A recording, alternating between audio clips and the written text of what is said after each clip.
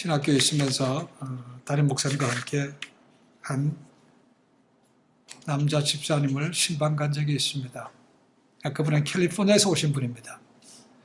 경기가 어려워서 일단 가족들은 거기 있고 가정 혼자서 와서 텍사스에 있는 거기 도넛샵에 베이크하는 사람으로 취직이 됐습니다. 갔더니 그분이 집에 가서 보니까 뭘 보여주는가 싶어 봤더니 카지노에서 받은 대형 상금 증서가 있더라고요. 상금 증서. 너희 한번 상금 주는 모양입니다. 뭐 증서 같은 거를. 그래서 VIP 고객을 하고 때때마다 올 수 있도록 비행기표도 보내고 하는 모양입니다. 그래서 가만히 얘기를 들어보니까 이분이 분명히 도박에 중독된 것 같아요. 그래서 목사님하고 이제 가서 이제 고민을 합니다. 그래서 그러면 끊습니다. 다시는 이제 카지노 안 갈 겁니다. 얘기하는데 뭐 오래 가겠습니까? 또 가는 거죠. 그렇게 반복되다가 이제 성부영신 예배를 드리는데 정말로 그분이 작심했는지 나와서 이제 새해가 되면 다시는 이제 루지애나에, 텍사스 가까운 데가 루지애나 아닙니까? 루지애나에서는 이 육지에서는 카지노 하는 게 불법이기 때문에 바다에다 배를 띄워놓고 거기에 하는 것은 괜찮습니다. 거기서 하면. 이제 거기까지 안 가겠다는 겁니다. 그러면서 찬송 부르는데요. 어떤 찬송인가? 지도라 서지 않겠네라는 것이 있죠. 그죠? 주님 뜻대로 살기로 했네. 그것까지 부르면서 안 갑니다. 그래서 3일은 가더라고요, 보니까요. 근데 일주일 지나니까 또 갑니다. 계속 따겠습니까? 자기가 가서 딱 갔다 온 얘기는 딴 얘기 하죠. 근데 가정을 보면 그렇지 않더라는 거죠. 그리고 땄을 때 또 그만 일어서면 얼마나 좋겠습니까? 그것도 쉽지 않은 거죠. 그죠? 그러다 보면 결국은 이렇게 되는 거죠. 그러다 보면 결국은 캐시 다 나가게 되는 거, 카드로 빚어지는 거죠. 옵니다. 그죠? 갈 때는 기분 좋게 갔다가 기대하고 갔다가 올 때는 기분 나쁘게 오는 거죠. 그죠? 그러다 보니까 아파트에 유틸리티비를 못 내는 겁니다.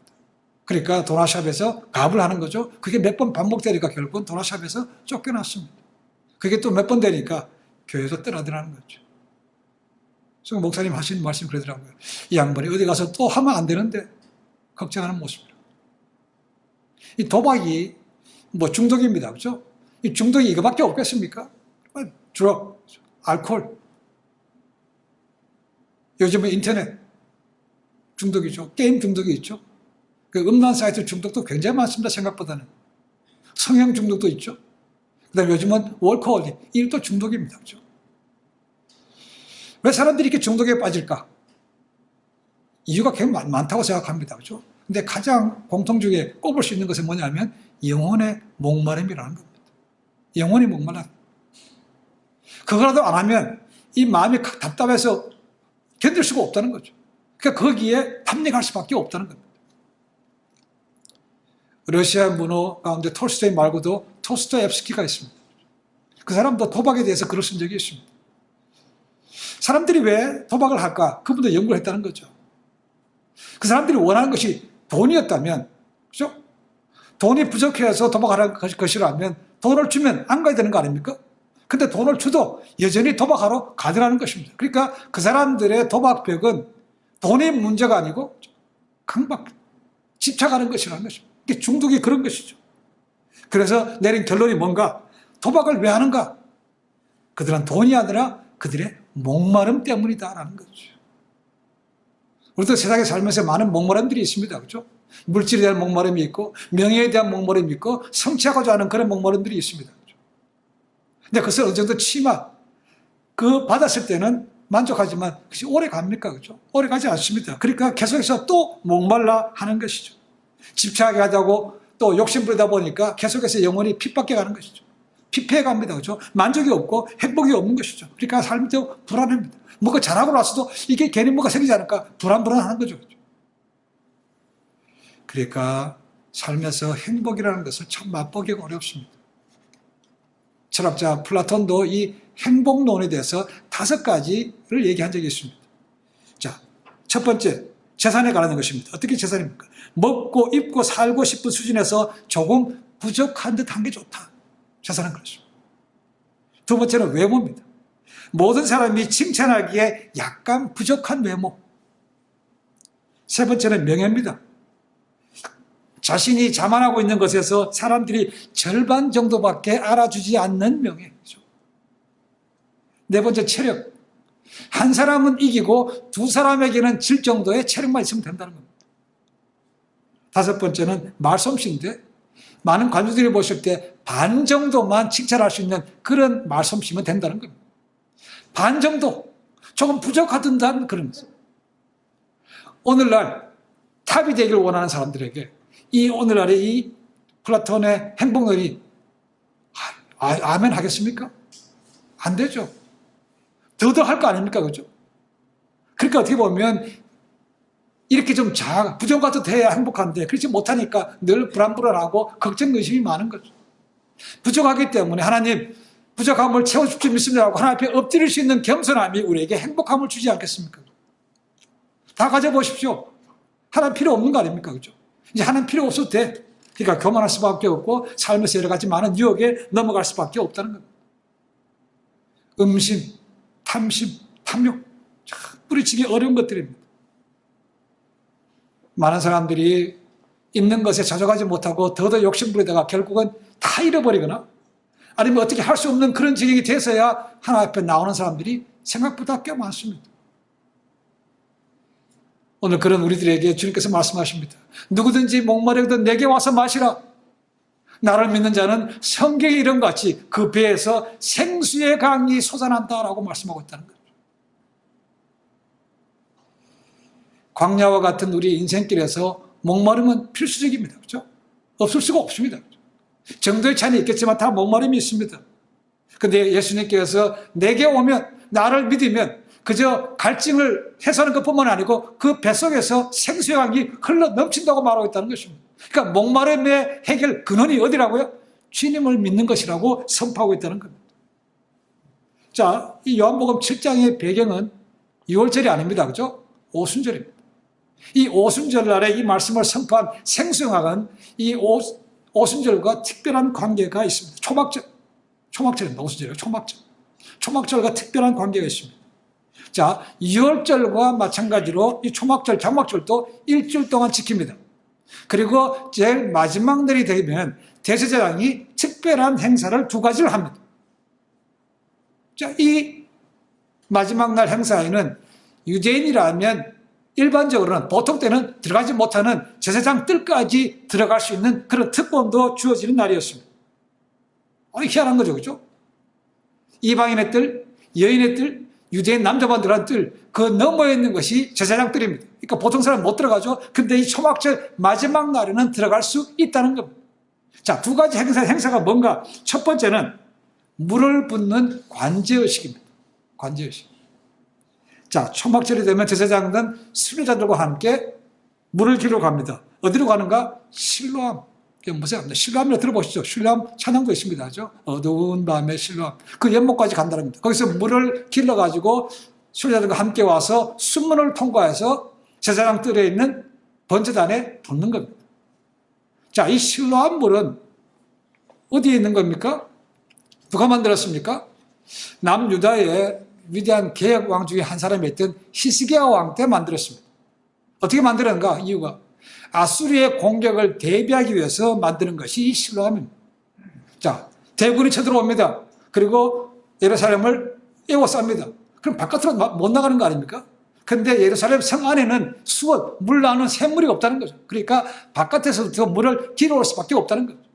그 바깥에서 있는 샘이 기온샘이라는 것이 있습니다. 기온샘. 그 기온샘에서 땅굴을 파가지고 물이 들어올 수 있도록 성 안으로 들어올 수 있도록 만드는 것이 바로 안에 있는 실로암입니다.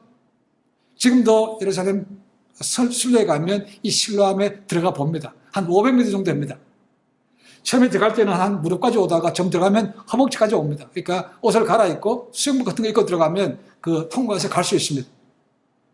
자, 지금도 있는데 그곳에서 물을 떠다가 수문을 통과해서 순례자들과 함께 와서 번제단에 붓는 거라는 것입니다. 자, 물을 붓는 거랑 예수님의 생수랑 선포랑 관계가 있는 거죠. 그렇죠?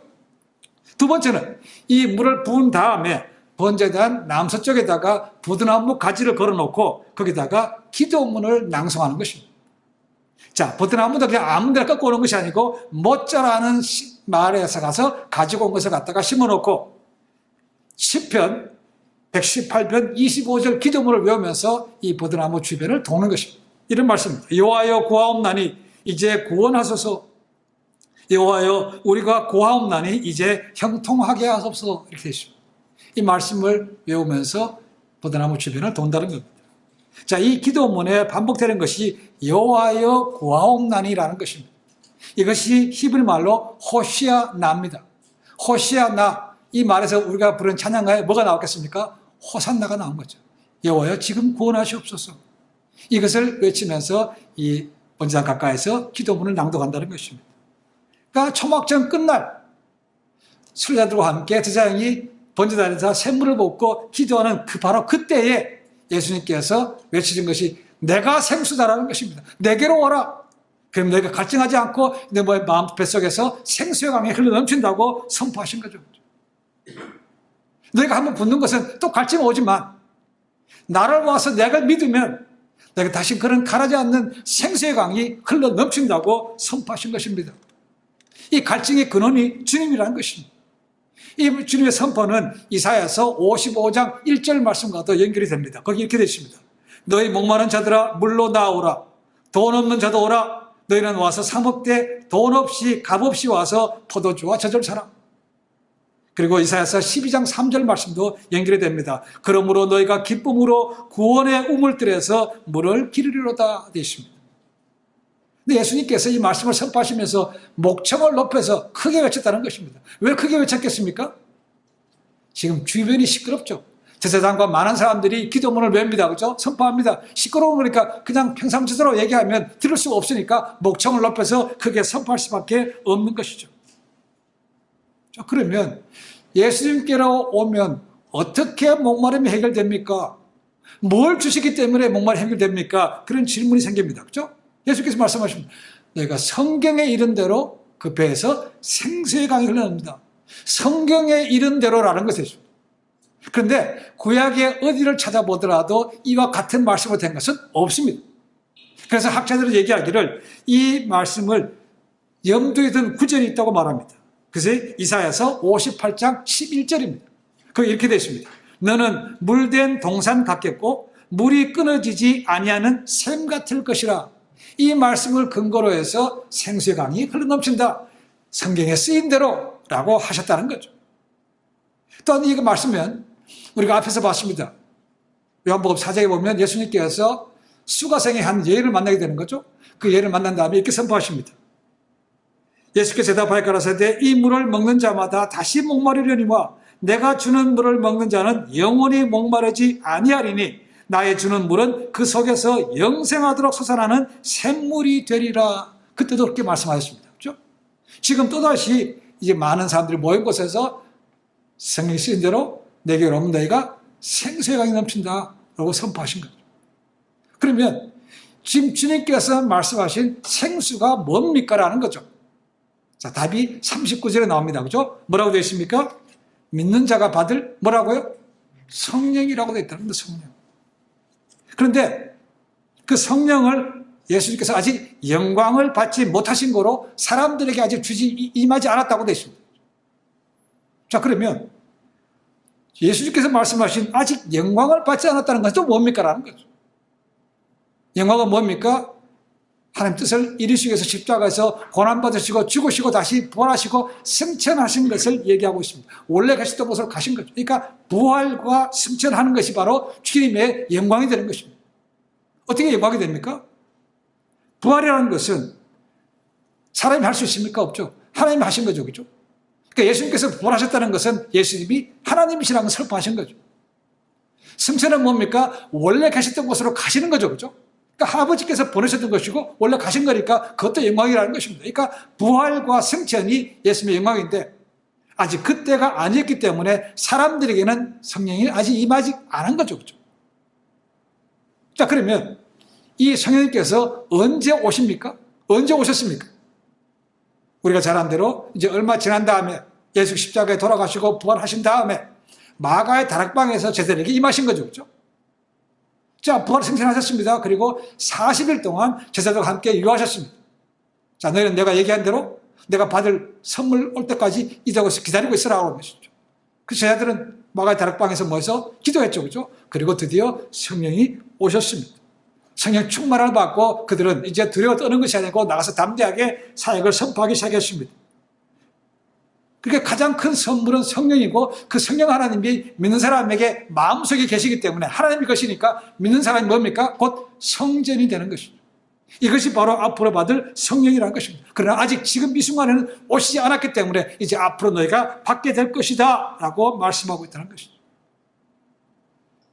자, 누구라도 예수님을 나의 삶의 구세주라고 믿으면 성령 하나님이 선물로 주어집니다. 그죠?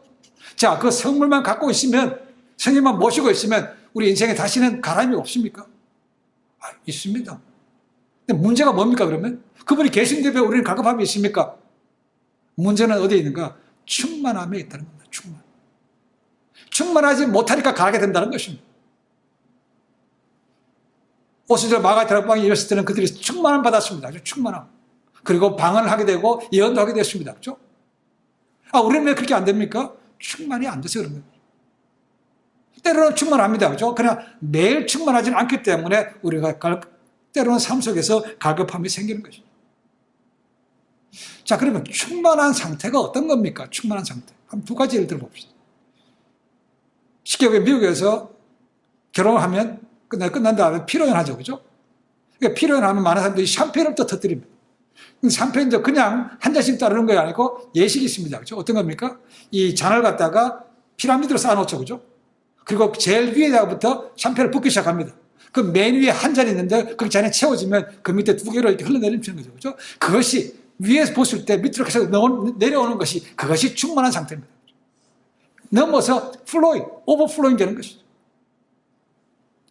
두 번째로 예를 들 수 있는 것은 제가 제자훈련을 하게 되면 성령 충만할 때 이런 예를 듭니다. 한 사람이 알코올 중독에 걸려서 재활원에 리헵센터 가서 3개월 동안 알코올 중독 프로그램에 있다가 나오게 됐습니다. 3개월. 이제 재활원에서 나와서 집으로 갑니다. 근데 집으로 가게 되면 그 길 양쪽에 자기가 평상시에 갔던 그 술집들로 지나가야 되는 거죠. 와, 3개월 동안 지났지만 술집 보면 다 없어지겠습니까? 마음이 생기는 거죠. 고민합니다. 저것도 지나가면 또 생길 텐데 이거 어떡하나. 그게 또다시 마시게 되면 3개월이 모든 헛되가 되는 거죠. 그죠? 그래서 고민합니다.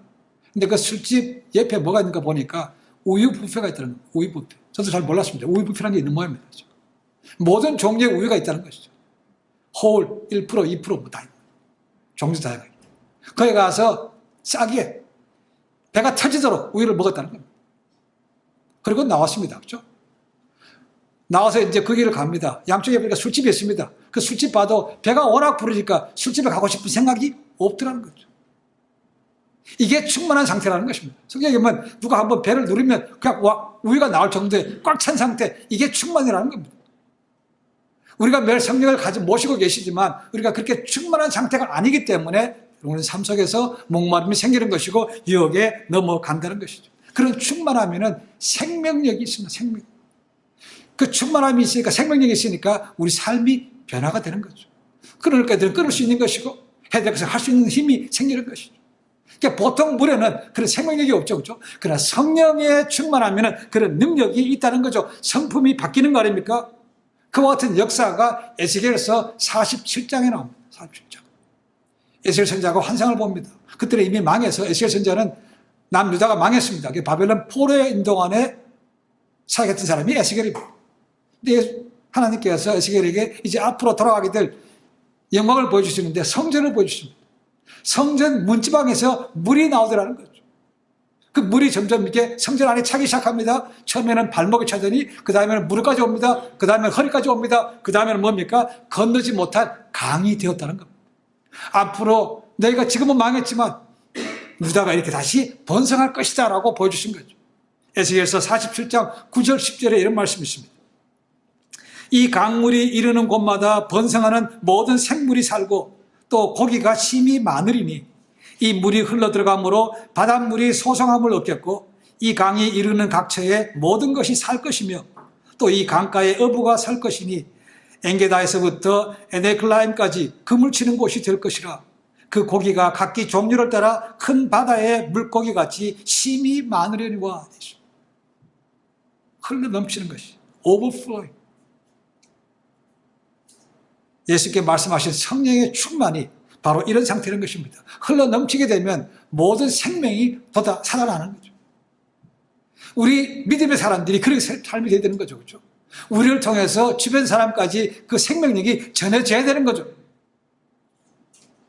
이것이 성령 충만한 상태라는 것입니다. 그렇게 되면 내 삶에서 자족함이 있는 것과 동시에 남에게 나눠줄 수 있는 그런 마음도 생기는 것이죠. 그때까지 우리가 성령으로 끌어올려야 되는 것입니다. 성령의 충만함은 성도가 받아야 되는 것과 동시에 교회가 또한 해야 될 사명이기도 합니다. 교회에서 믿는 성도들이 충만하게 되면 그것이 결국 바깥으로 흘러나가는 것이죠. 그렇죠? 나가서 저 사람 믿는 것이 뭔가 다르긴 다르구나. 이런 것을 보여줄 수 있어야 그 사람에게 생명력이 전해지는 거 아닙니까? 그죠? 근데 그것보다도 못하다면, 믿어봐야 별 볼일 없네. 믿는 사람이 나보다 더 못하네. 이렇게 하면 생명력이 없는 거죠. 교회가 할 사명이 그런 것입니다. 그래서 사도 바울은 얘기합니다. 그래서 안들어 에베소 4장 18절에 나오죠. 술 취하지 말라. 이는 방탕한 것이 너희는 뭘 하고요? 성령의 충만을 받으라는 것입니다.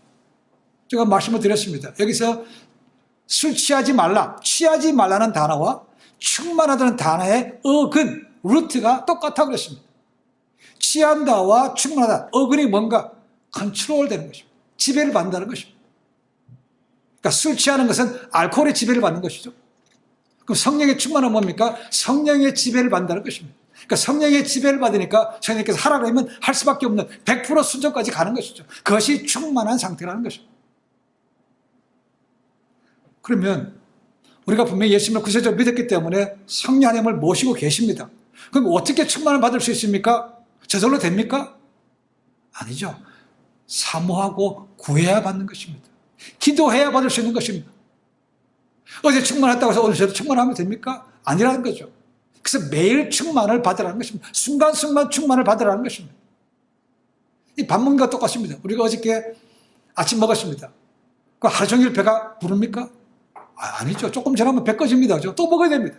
마찬가지로 성령의 충만함도 한 번 됐기 때문에 지속되는 것이 아니고 순간마다 매일매일 충만함을 구해서 받아야 된다는 것이죠. 우리의 문제는 거기에 있습니다. 어제 충만했으니까 오늘 교회 가서 예배 받았으니까 내일까지 이번 한 주간 동안 충만하겠지? 아니라는 겁니다. 구해서 하나님에게 성령 충만을 주시옵소서 받으라는 거예요. 그래서 누가복음 11장 13절 보니까 예수님께서 이렇게 말씀하셨습니다. 너희가 악할지라도 좋은 것을 자식에게 줄 줄 알거든 하물며 너희 천부께서 구하는 자에게 성령을 주시지 않겠느냐. 구하면 성령뿐만 아니고 충만함도 주신다는 거죠. 주신다는 거죠. 우리가 구하지 않아서 그렇습니다. 탤런트 가운데 최수종 씨가 있습니다. 최수종. 크리스찬입니다. 최수종 하이라 부부가 아주 선행을 많이 하죠. 그렇죠? 무명 때 때로는 돈이 없어서 인기도 없었기 때문에 돈도 못 버니까 버스 타는데 대합실에서 그냥 꼬부려 잠도 자기도 하고 그랬답니다. 그 어머니가 굉장히 기도를 많이 하셨다는 것이죠. 그래서 어머니의 모습 속에서 많은 도전을 받았다는 겁니다. 그래서 그 어머니의 기도 속에서 이렇게 서원했다는 겁니다. 하나님, 제가 앞으로 인기를 얻고 돈을 많이 벌게 되면 가난한 자들을 기억하겠습니다. 그들에게 나눠줄 수 있는 그런 삶을 살겠습니다. 주님의 이름으로 하겠습니다라고 그렇게 하나님 앞에 서원했다는 겁니다. 그리고 나서 얼마 되지 않은 다음에 정말로 말 그대로 탑 탤런트가 됐다는 겁니다. 돈을 많이 벌었죠. 인기든 돈도 많이 벌었다는 것입니다. 돈도 많이 벌고 했지만 그 정도 올라가게 되면 마음속에 그냥 기쁨이 넘치고 있게 될 줄 알았더니 어느 순간 지나고 보니까 그렇지 않더라는 것입니다. 뭔가 안에 뻥 뚫린 것 같아요. 그래서 고민하다가 가만히 생각해 보니까 과거에 그런 모습이 기억이 났더라는 겁니다.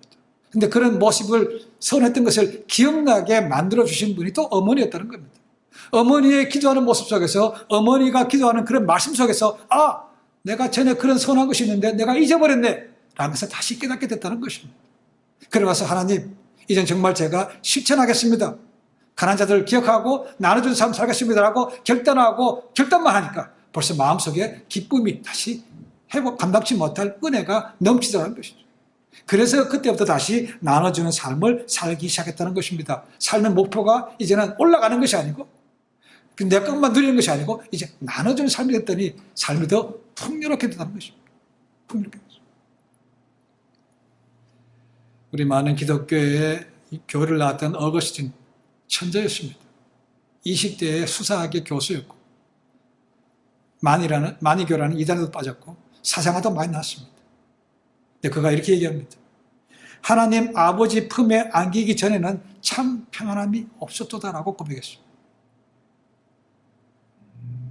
수학자요 물리학자 가운데 파스칼이 있습니다. 우리는 그렇게만 알고 있습니다. 그런데 이 사람이 아주 신학가기도 하고 철학자이기도 했습니다. 파스칼의 법칙도 있죠. 그죠? 유명한 팡세라는 것도 있습니다. 그러면 이렇게 얘기했습니다. 하나님께서 인간의 마음에 그 무엇으로도 채울 수 없는 구멍을 만들어 놓으셨다. 그러니까 세상적인 것은 넣어봐야 그 구멍을 메꾸지 못한다는 겁니다.